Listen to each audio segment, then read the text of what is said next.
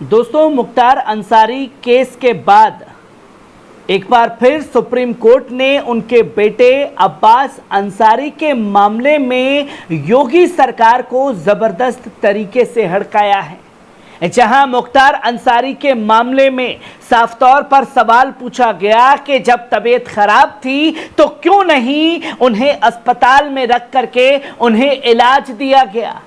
वो आखिरी tape recording जो उमर अंसारी से बात हुई उनके छोटे बेटे से, वो कोर्ट में पेश कर दिया गया। तो अब अब्बास अंसारी के मामले में साफ तौर पर यह पूछा गया है कि कौन सा इतना बड़ा जुल्म अब्बास अंसारी के जरिए किया गया है जिसके चलते उन्हें जेल की सलाखों के पीछे रखा गया है।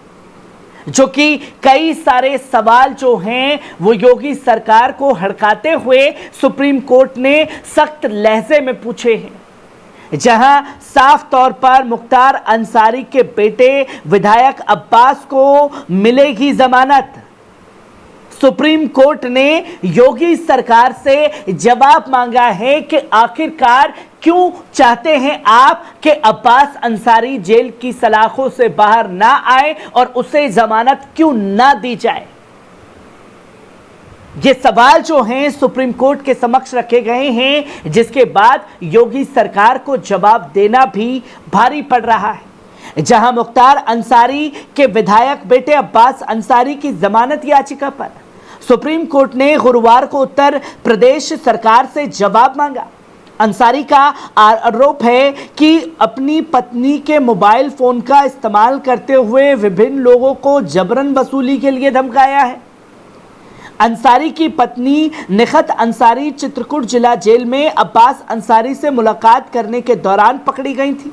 इसके बाद अब्बास को कासगंज जेल और निखत को चित्रकूट जेल में रखा गया।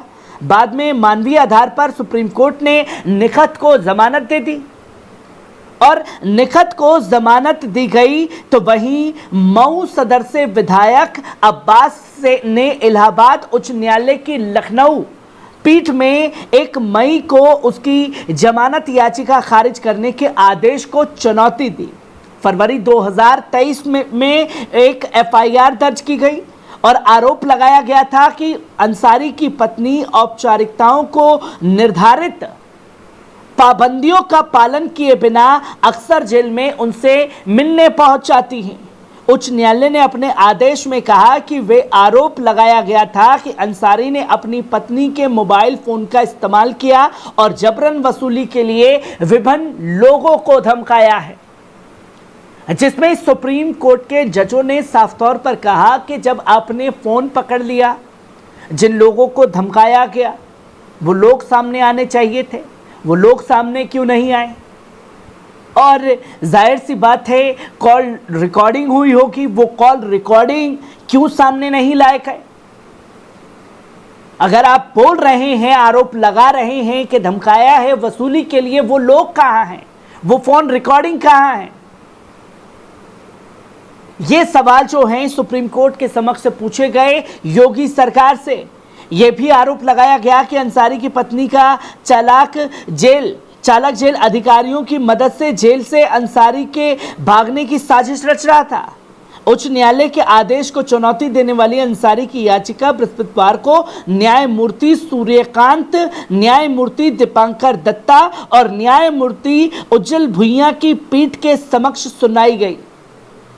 जहां शीर्ष अदालत ने अंसारी की याचिका पर राज्य से जवाब मांगा और इस पर सुनवाई 2 सप्ताह बाद करना निर्धारित किया, जिसमें हाई कोर्ट ने अपने आदेश में कहा कि अंसारी विधानसभा के सदस्य होने के नाते एक जिम्मेदार पद पर हैं और उनका आचरण उच्च स्तर का होना चाहिए। हाईकोर्ट ने कहा कि उपायुक्त पोस्ट वाला व्यक्ति अच्छी तरह से जानता है कि वे जेल में बंद है और उसकी पत्नी बार बार उससे मिल रही है और सीसीटीवी फुटेज के साथ साथ जांच के दौरान सामने आए गवाहों के बयानों से प्रथम दृष्टया उसकी मिलीभगत का पता लगता है। जहां हाईकोर्ट ने कहा कि सामान्य परिस्थितियों में और यहां तक कि कानून के अनुसार भी जेल अधिकारी किसी व्यक्ति को किसी पहुंच प्रदान नहीं करते और ना ही कर सकते हैं जो कथित तौर पर याचिकाकर्ताओं की पत्नी को दी गई है।